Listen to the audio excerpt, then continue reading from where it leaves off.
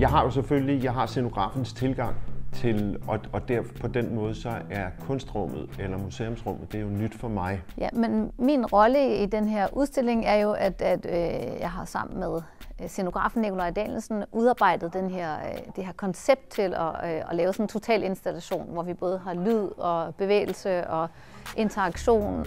Eva og jeg har igennem mange år haft en meget, meget stor kærlighed for alt, der har med cirkusfestivaler og karnevaler og tivoli at gøre.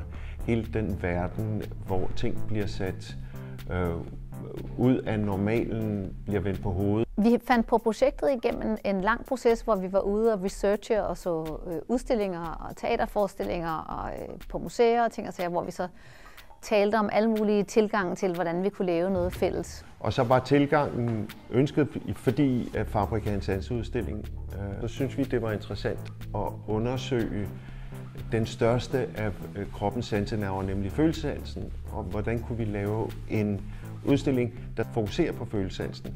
Og der er, fordi vi er klædt i tøj det meste af vores liv, der er tekstilet super interessant at lege med, fordi det er noget, vi i den grad tager for givet og måske også overforbruger af.